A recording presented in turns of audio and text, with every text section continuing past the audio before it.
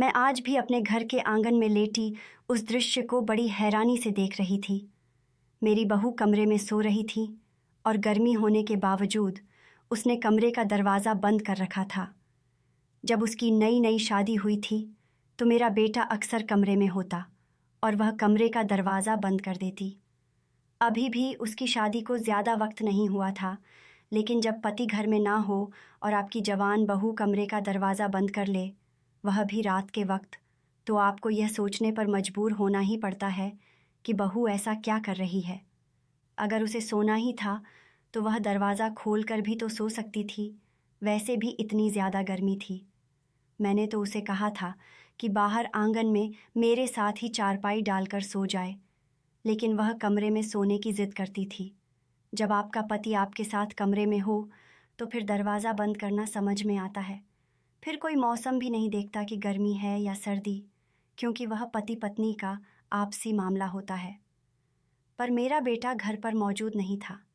इतनी गर्मी थी कि मुझे बाहर आंगन में भी नींद नहीं आ रही थी, लेकिन मेरी बहू इस गर्मी में भी दरवाज़ा बंद किए कमरे में मौजूद थी और कमरे से बाहर नहीं आ रही थी।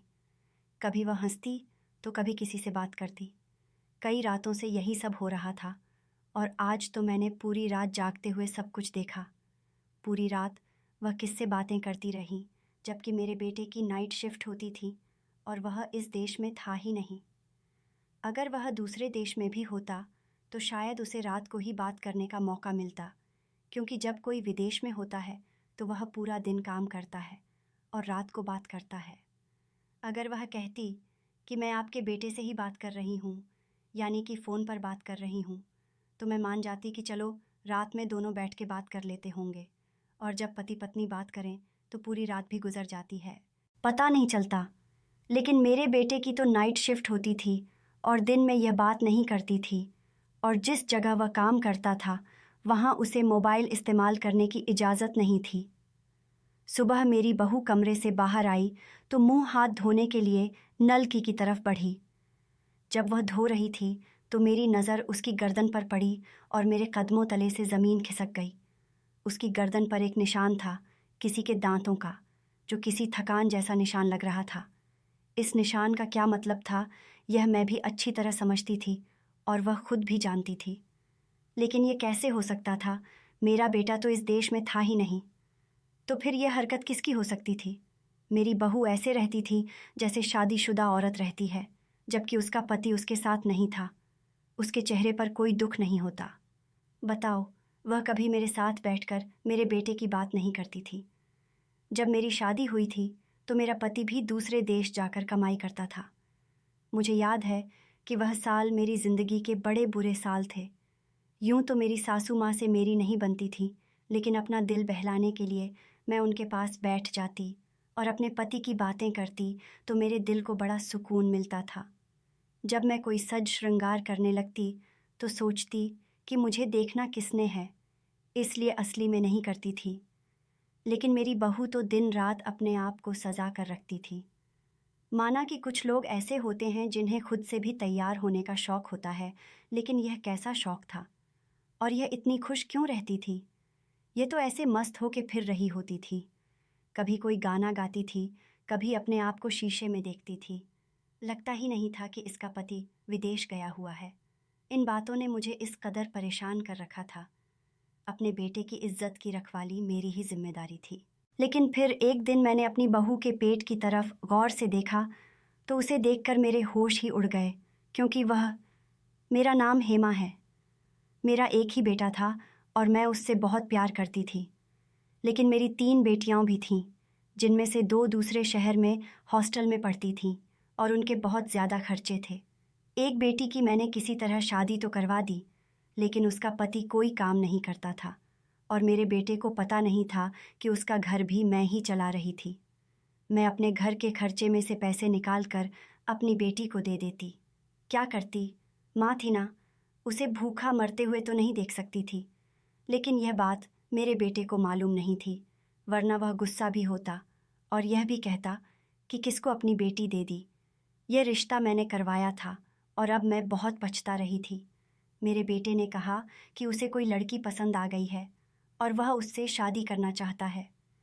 मैं अपने बेटे की शादी कराने के हक़ में बिल्कुल भी नहीं थी, क्योंकि यह 3 बहनों का इकलौता भाई था और शादी के बाद तो बड़े बड़े बदल जाते हैं। मैंने उसे कहा कि इसकी ज़रूरत भी नहीं है। मेरा ख़याल था कि पहले मेरी बेटियों की पढ़ाई पूरी हो जाए, उनके ज़ेवर बन जाएं, फिर उसके बाद उसकी शादी करवा दूंगी। लेकिन मेरे बेटे ने तो शोर मचा दिया। ऐसा दीवाना हुआ कि मैं खुद हैरान हो गई कि अचानक से उसको हुआ क्या है। लेकिन यह बिल्कुल भी अच्छा नहीं हो रहा था। उसको शादी का शौक़ चढ़ा था और ऊपर से लड़की भी पसंद की। अगर यह भी बदल जाता तो फिर हम माँ बेटियाँ तो सड़क पर ही आ जातीं। जब इस तरह के मर्दों की शादी हो जाती है तो फिर वे अपने घर वालों को भूल जाते हैं। और मेरा तो पति भी जिंदा नहीं था जो उसको 2 थप्पड़ लगाकर कहता कि तू अपनी जिम्मेदारियां पूरी कर। अगर यह हमसे नज़रें फेर लेता तो फिर हमारा कौन था। हम ज़बरदस्ती तो इसको जिम्मेदारी निभाने के लिए नहीं कह सकते थे। इसलिए मैं चाहती थी कि कम से कम मेरी बेटियों की पढ़ाई पूरी हो जाए तो उसके बाद उसकी शादी करूँगी। लेकिन इसमें तो ऐसा सौ डाला कि मैं हैरान रह गई कि यह मेरा वही बेटा है जो अपनी मर्ज़ी से यह भी नहीं कहता था कि आज मेरी मनपसंद का कुछ बना दो, और अब मुंह फाड़ के कह रहा था कि ऐसी लड़की से शादी करूँगा, आप लोग जाकर रिश्ते की बात कर लो ताकि जल्दी जल्दी शादी हो सके। मैंने कहा कि तुझे इतनी जल्दी क्या है, तो उसने कहा कि शादी की जल्दी क्यों होती है माँ, आपको नहीं पता। मैं हैरान रह गई थी। ये तो बेसब्र हो गया था और बेशर्म भी हो गया था। ये बात मेरी एक दोस्त ने बताई थी जो कुछ समय पहले ही मेरे घर आई थी। जब मैं अपनी बहू को देख रही थी तो मेरा दिल और भी बुरा हो गया। मैंने सोचा कि अपने बेटे के लिए कोई ऐसी लड़की लाऊंगी जो ज़्यादा सुंदर ना हो, ताकि वह उसके प्यार में बंध कर न रहे। लेकिन मेरी होने वाली बहू तो इतनी हसीन थी कि लगता था हाथ लगाते ही मैली हो जाएगी। तो मेरा पागल बेटा उसके पीछे और भी दीवाना होता जा रहा था। इसलिए मैंने कुछ ऐसा किया कि लड़की वालों की आंखें खुल गईं। मैंने उनसे इतना ज़्यादा दहेज मांग लिया जो उनकी औकात से बाहर था, और सोचा कि अब वे यह नहीं दे पाएंगे तो रिश्ता खुद ही ख़त्म हो जाएगा। जब मेरे बेटे ने मुझसे ये बात की तो मैंने कहा कि दहेज की रस्म सदियों से चली आ रही है। अगर मैंने मांग लिया तो कौन सा गुनाह कर दिया। मेरा बेटा तो गुस्से में आ गया था कि अगर उन लोगों ने इनकार कर दिया तो मैं ज़िंदगी भर आपको माफ़ नहीं करूँगा, क्योंकि यह सब आपकी वजह से होगा। मुझे तो लग रहा था कि जितना मैंने दहेज मांगा है वह उनके बस की बात नहीं होगी। लेकिन मेरे पैरों तले ज़मीन खिसक गई जब 2 दिन बाद लड़की वालों के घर से कॉल आई कि जो कुछ भी आप लोगों ने मांगा है वह हम लोग आपको ज़रूर देंगे। शादी की तारीख तय करनी है या हम लोग आपकी तरफ आ जाते हैं। मेरा बेटा तो खुशी से उछल रहा था और मैं हैरान रह गई थी कि इतना दहेज देने पर भी राज़ी हो गए। खुद पर गुस्सा आने लगा कि काश कुछ और भी मांग लिया होता। लेकिन वह लड़की उनकी इकलौती बेटी थी, शायद इसीलिए उनको कोई परेशानी नहीं था। अब मैं खुलकर यह रिश्ता ख़राब नहीं कर सकती थी, लेकिन मैंने अपनी तरफ से बहुत कोशिश की कि किसी तरह यह रिश्ता ख़राब हो जाए। मैंने उन लोगों से यह भी कहा कि मैं बड़ी गुस्से वाली हूँ, मुझे तो वक्त पर खाना चाहिए होता है। वे लोग भी मेरी हर बात का ऐसा जवाब दे रहे थे कि मेरे बोलने के लिए कुछ बचता ही नहीं था। मेरे बेटे ने मुझसे कह दिया कि अगर अब आपने कोई ऐसी बात की जिसकी वजह से मेरा रिश्ता ख़राब हो तो मैं आत्महत्या कर लूँगा। बस इसके बाद मेरे होश उड़ गए। आगे मेरी ज़बान बंद हो गई थी, क्योंकि मेरा भी तो एक ही बेटा था और अब तो वैसे भी सब कुछ तय हो गया था। अब ऐसा कुछ नहीं हो सकता था कि जिससे यह रिश्ता ख़राब हो जाए, क्योंकि वह उनकी इकलौती बेटी थी। उसका नाम भी रानी था। कहीं मेरे घर आकर रानी ही न बन जाए। मेरी बेटियों ने भी कहा कि आप तो कहती थीं भाई की शादी नहीं करेंगे। अब आपने उनकी शादी कर दी। आप देखना, वह कुछ दिन बाद हमारा खर्चा कम कर देंगे और फिर कहेंगे कि हमारे पास पैसे ही नहीं हैं। सुबह उनकी पत्नी के नखरे शुरू हो जाएंगे। अब शादी हो गई, फिर वह हनीमून पर जाएंगे, फिर बच्चे पैदा होंगे। मैंने कहा कि मैं तो खुद बड़ी परेशान हूँ। दुल्हन जब घर आई तो मेरा बेटा उसके आसपास ऐसे मंडलाने लगता जैसे वह कांच की बनी हुई है, कहीं टूट न जाए। हर चीज़ उसे परफेक्ट चाहिए थी। शादी से पहले उसने मेरा बहुत दिमाग खाया कि सारी चीज़ें ठीक होनी चाहिए, कोई मेरी पत्नी को कुछ कहेगा नहीं। और अभी शादी हुई थी कि वह उसका ऐसा गुलाम हो गया था जैसे उसके लिए सब कुछ यही लड़की है। खूबसूरती में कशिश भी बहुत होती है और झूठ नहीं बोलूँगी, वह लड़की वाकई बहुत हसीन थी। लेकिन जो मेरे बेटे की हरकतें थीं वह हद से बाहर ही हो गई थीं। उसने तो दुकान पर जाना ही छोड़ दिया था। जब से शादी हुई थी कमरे का कैदी बनकर रह गया था। उसे जैसे पता ही नहीं चलता था कि सुबह कब हुई, रात कब हुई। वह क्या समझता था एक दिन 48 घंटे का होता है जो वह 2 दिन बाद कमरे से निकलता था। पता नहीं रात के किस वक्त घर पर ही खाना ऑर्डर कर लेता और खिड़की से खाना पकड़ लेता और अपने कमरे में बैठकर खा लेता और अपनी पत्नी को भी खिला देता और अंदर ही बैठा रहता। ये बात अपनी दोस्त को बताई तो उसने तो कानों को हाथ लगा लिया। उसने कहा कि तुमने तो अपने बेटे को खुद ही बर्बाद कर लिया।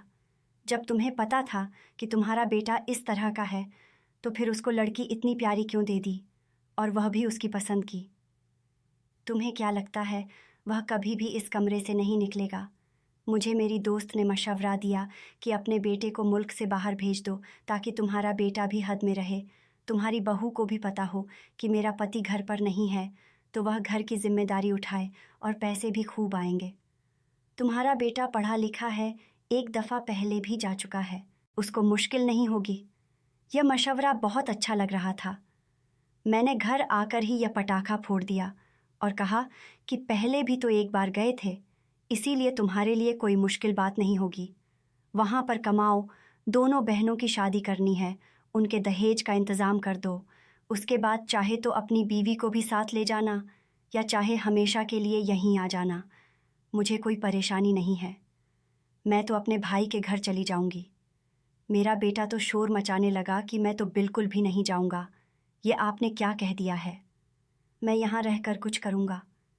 मैंने कहा कि तुम नहीं कर सकते। दुकानदार घर बैठकर नहीं रहते और दुकानदार सुबह से रात तक अपनी दुकान पर बैठता है। अपने कमरे में बैठकर तुम दुकान नहीं चला सकते। बाहर के मुल्क जाओ, साल में 2 दफ़ा आया करो, बस काफ़ी है। मुझे तो पता था कि वह अपनी पत्नी को साथ लेकर जाएगा नहीं, लेकिन अभी उसको मनाने के लिए मैं कुछ भी कहने को तैयार थी। मैं इसको दाना डाल रही थी कि वह इस बात को सोचने पर मजबूर हो जाएगा। थोड़े दिन की तो मुसीबत है, फिर मैं चला जाऊंगा, अपनी पत्नी को भी साथ ले जाऊंगा। सारी ज़िंदगी हम लोग हनीमून मनाएंगे। मुझे पता चल गया था कि मेरे बेटे की सोच कैसी है, लेकिन मुझे इससे पहले उसकी सोच का अंदाज़ा नहीं हुआ था। मेरे बेटे ने जाने से इनकार कर दिया, लेकिन मैं भी उसकी माँ थी। मैंने खाना पीना छोड़ दिया। वह पत्नी और माँ में फंस गया, लेकिन उसने अपनी माँ को ही चुना। उसने कहा कि ठीक है, मैं बाहर के मुल्क जाने के लिए तैयार हूँ। वैसे मुझे उम्मीद नहीं थी जल्दी मान जाएगा। उसकी पत्नी भी खामोश थी। मेरा बेटा तो हट से ही अड़ गया था, लेकिन फिर मेरी बात मान गया। वैसे मैं बड़ी ज़्यादा हैरान थी। शाम को कहने लगा कि मैं नहीं जाऊँगा, कभी भी नहीं जाऊँगा। जब इधर काम है तो इधर ही करूँगा। लेकिन जब मेरी तबीयत खराब हुई तब भी उसने मुझसे सिर्फ एक दफ़ा पूछा था और उसके चेहरे पर कोई परेशानी नहीं थी। लेकिन अब सुबह सुबह उसने आकर खबर सुना दी कि मैं आपकी बात मानने को तैयार हूँ और मैं चला जाऊँगा। मुझे भी खुशी हुई कि आखिर उसने मेरी बात मान ली। मानता भी क्यों ना, बेटा तो मेरा ही था ना। 2-3 हफ्तों बाद टिकट लेकर रवाना हो गया। उसके जाने के बाद उसकी पत्नी उदास थी। कुछ दिन तक उसने ऐसा मुंह बना रखा था कि जैसे वह बहुत परेशान है, जैसे कुछ कहना चाहती थी। सोचती होगी कि यह सब कुछ मेरी वजह से हुआ है।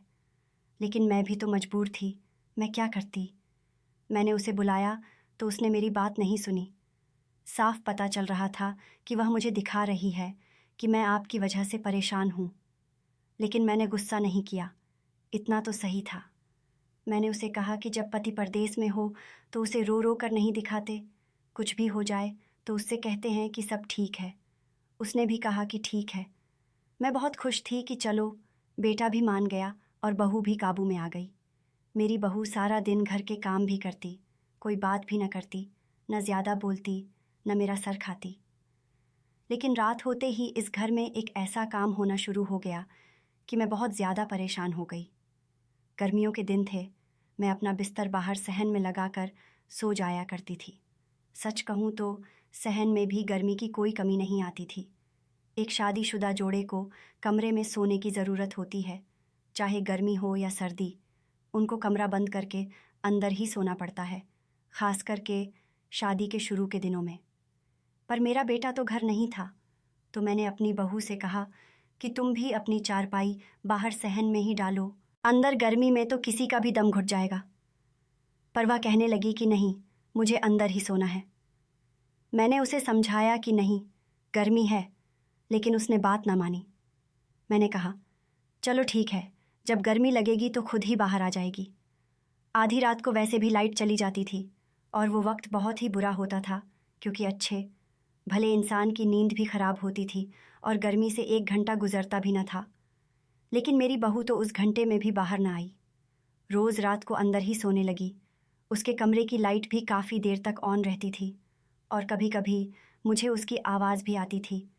सोचने लगी कि मेरे बेटे से ही बात कर रही होगी। अगले दिन उसे टोक भी दिया, कहा कि ज़्यादा उसे अपनी तरफ मत लगाओ, उसको काम करने दो। दिन भर काम करेगा और रात भर तुमसे बातें करेगा तो फिर आराम किस टाइम करेगा। पत्नी वही अच्छी होती है जो अपने पति के आराम और सुकून के बारे में सोचती है। बंदा 2-4 दिन बात कर लेता है, ये रोज़ रोज़ की बातें करना मुझे पसंद नहीं है। मैं तुम्हें मना कर रही हूँ, तुम उसे खुद ही मना कर देना। मेरी बहू ने कहा कि आइंदा ऐसा नहीं होगा, और उस रात ऐसा हुआ भी नहीं। पर सुबह जो हुआ वो देखने के बाद तो मेरे कदमों तले से ज़मीन निकल गई। मेरी बहू के चेहरे पर दांतों के निशान थे, लेकिन मेरा बेटा तो परदेश में बैठा था, फिर ये काम किसका था। मैंने अपनी बहू से पूछ ही लिया, क्योंकि खुद ही परेशान होने से मेरा ही खून जल रहा था। मैंने उससे पूछा कि ये तुम्हारी गर्दन और चेहरे पर क्या हुआ है, तो उसने कहा कोई मच्छर काट गया होगा। लेकिन क्या वह मुझे पागल समझती थी? क्या वह ये नहीं जानती थी कि हर औरत जानती है कि ये किस चीज़ का निशान है? मेरी भी शादी हुई थी, मैं समझती थी इन चीज़ों को। वो दांतों के निशान थे। तो क्या इसका मतलब है कि मेरे बेटे के जाते ही मेरी बहू ने किसी के साथ चक्कर चलाना शुरू कर दिया था? जबकि अभी तो मेरे बेटे को गए हुए सिर्फ 3 हफ्ते ही हुए थे। ये किस किस्म की लड़की थी? 3 हफ्ते भी अपने पति के बिना नहीं रह सकी। और अगर ऐसा कुछ था तो फिर मुझे क्या करना चाहिए था? क्या मुझे अपने बेटे को बताना चाहिए था कि उसकी पत्नी बदकिरदार लड़की है? लेकिन ये मैं कैसे कह सकती थी? मुझे इसके लिए सबूत की ज़रूरत थी। मुझे संदेह होने लगा कि शायद रात में मेरे सोने के बाद उसकी खिड़की के रास्ते कोई उसके पास आकर उसे मिलता होगा।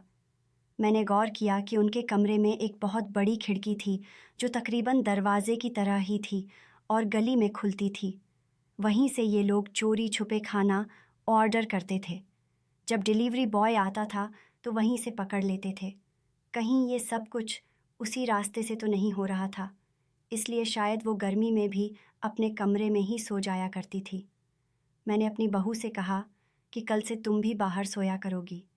उसने कहा कि बाहर नहीं सो सकती, मुझे नींद नहीं आती, ऐसा लगता है कि कोई देख रहा है।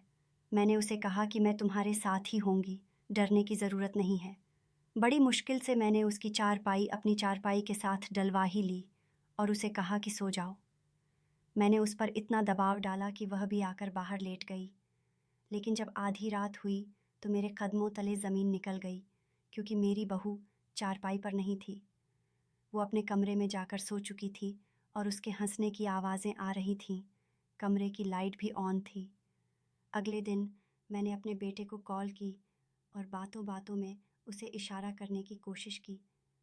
मैं हैरान थी कि वो मेरे इशारों को समझ ही नहीं रहा था।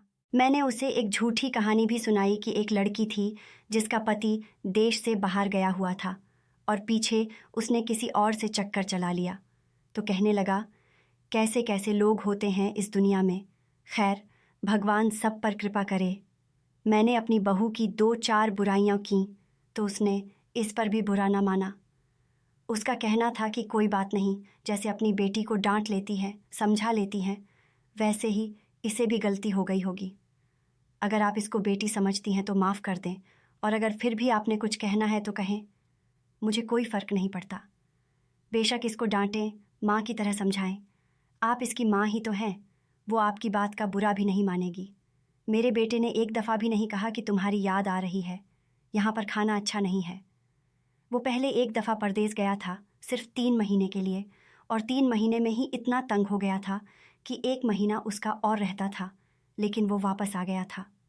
इस बार तो कोई बात ही नहीं की। बेफिक्र लग रहा था कि जैसे कुछ हुआ ही नहीं है, जैसे दूसरी गली में ही बैठा है। शायद उसे आदत हो गई थी, लेकिन उसकी पत्नी पीछे क्या कर रही थी समझ से बाहर था। सबूत के बिना कुछ बता भी नहीं सकती थी। मैं पहले ही उसके खिलाफ थी।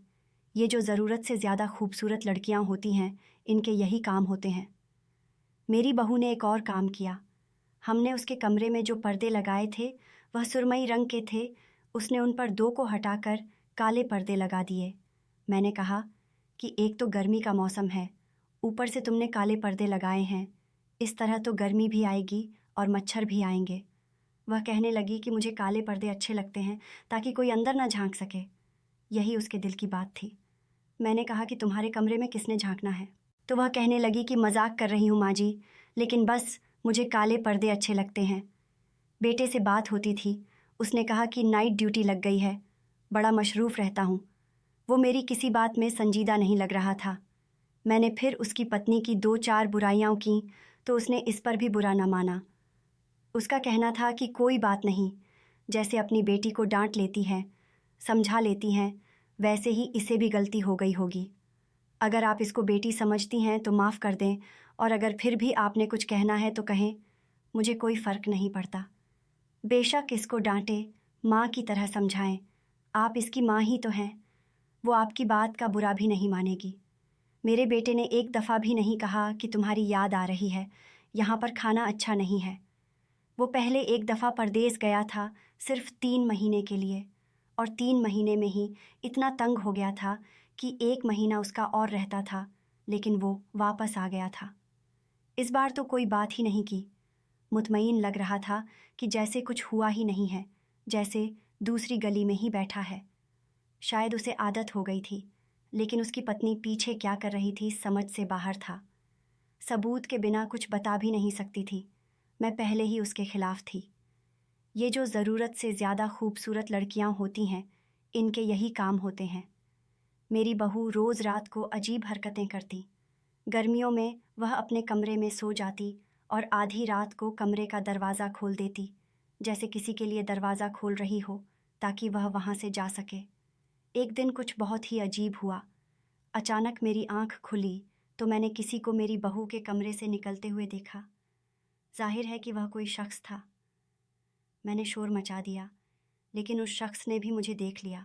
अंधेरे की वजह से मुझे उसकी शक्ल नज़र नहीं आई, लेकिन इतना ज़रूर जानती हूँ कि वह कोई मर्द ही था, और वह भी कोई जवान लड़का जो बहुत दुबला पतला था। मैंने शोर मचा दिया, लेकिन वह शख्स वहाँ से भाग गया। हमारे साथ वाले घर में हमारे पड़ोसी रहते थे, जो हमें 15-20 सालों से जानते थे। उनके जवान बेटे थे। उन्हें जब शोर सुनाई दिया तो वे मदद करने को चले आए। उन्होंने यही कहा कि शायद कोई चोर आया होगा, लेकिन आपके शोर मचाने की वजह से भाग गया है। हमने सारी चीज़ें चेक कर लीं। घर में से कोई भी चीज़ गायब नहीं थी। मैं जानती थी कि वह चोर नहीं था, वह मेरी बहू का आशिक था। अब तो मैंने यह बात अपने बेटे को बताना अपना फ़र्ज़ समझा, क्योंकि यह मेरा आंखों देखा था।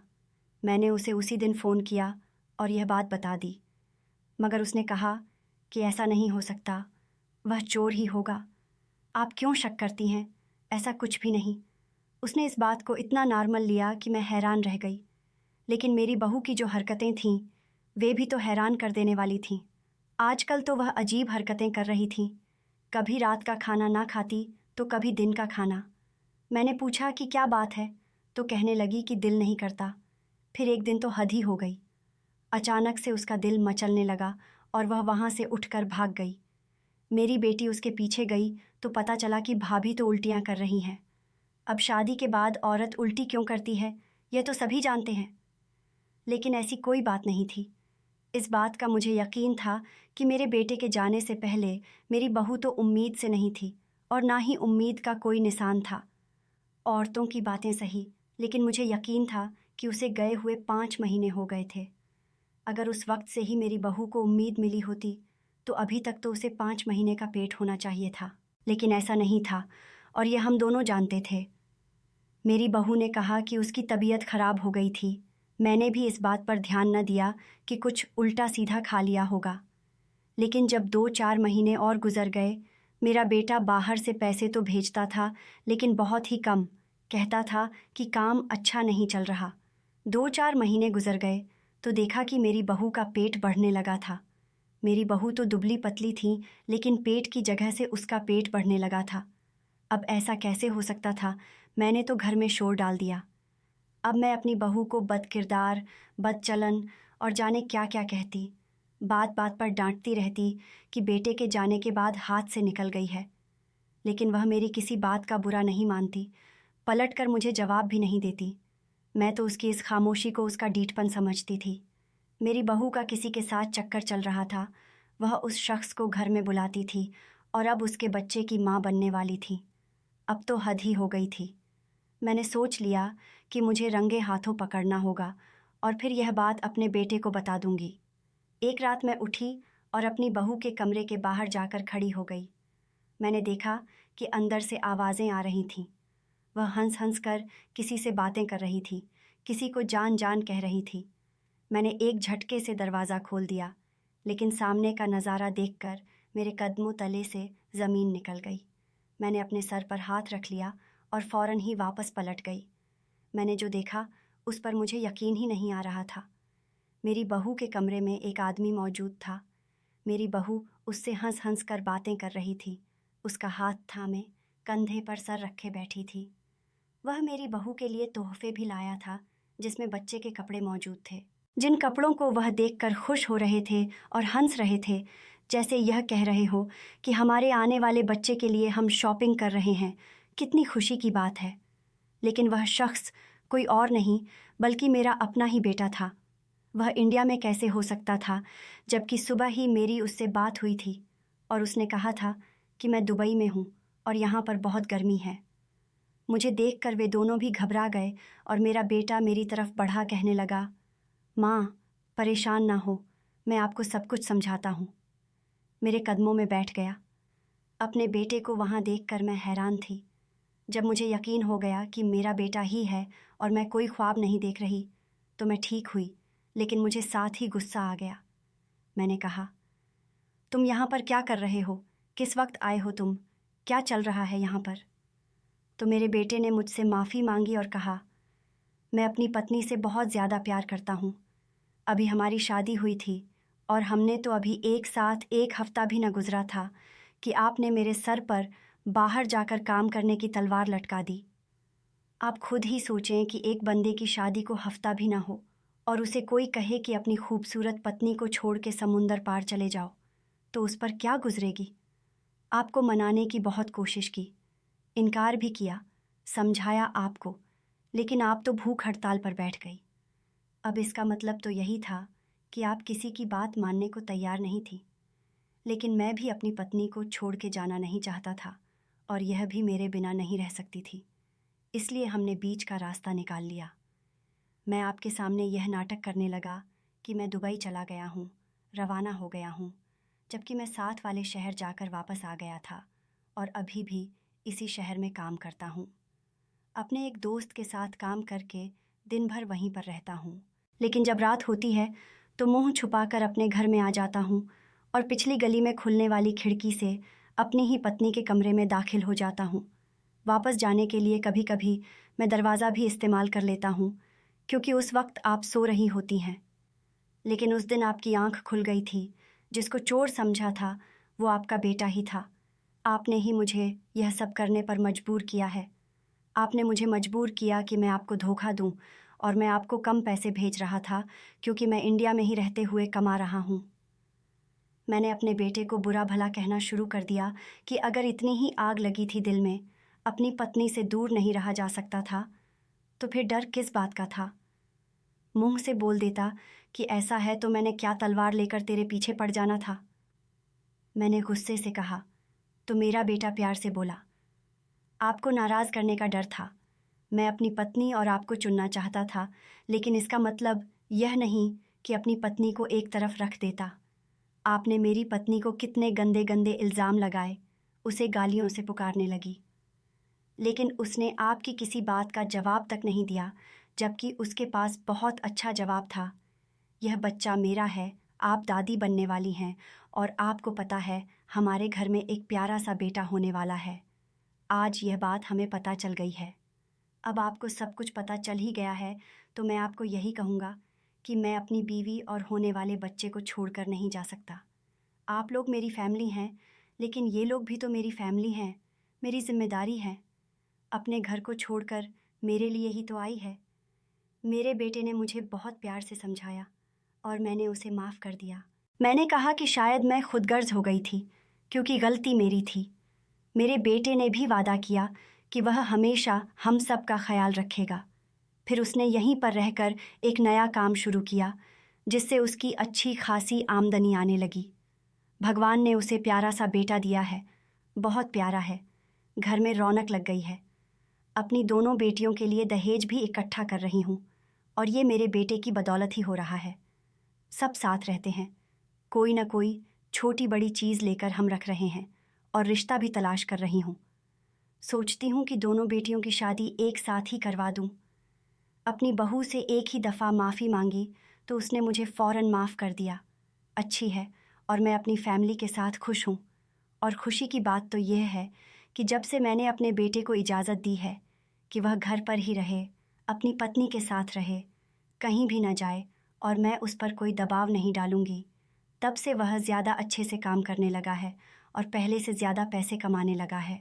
मुझे ऐसा लगता है कि रिश्तों को परीक्षा में नहीं डालना चाहिए। अगर रिश्ते जीत भी जाएं तो मोहब्बत हार जाती है, और फिर इंसान की ज़िंदगी में यही तो रिश्ते होते हैं, उसकी पत्नी, उसकी माँ, उसकी बहन। क्यों उसे ऐसी परीक्षा में डाला जाए कि वह उनको छोड़कर जाए? नहीं नहीं, ऐसा नहीं करना चाहिए।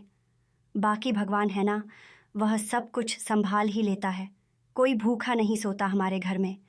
जब से छोटा सा बच्चा आया है, तब से हमारे घर के हालात बहुत अच्छे हो गए हैं, और मेरी बहू भी अच्छी है, कभी मेरे सामने कुछ नहीं बोलती। मैंने उसके बारे में न जाने क्या क्या सोचा था, उसे कैसे कैसे इल्ज़ाम लगाए थे।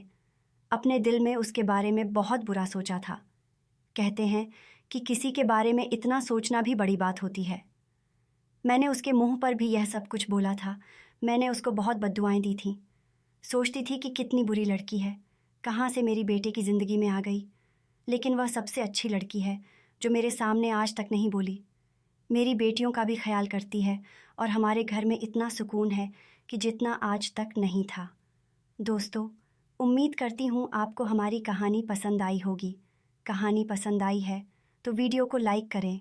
चैनल पर नए हैं तो चैनल को सब्सक्राइब करें, और हाँ, नोटिफिकेशन बेल को ज़रूर दबाएं ताकि अगली अपडेट सबसे पहले आपको मिले।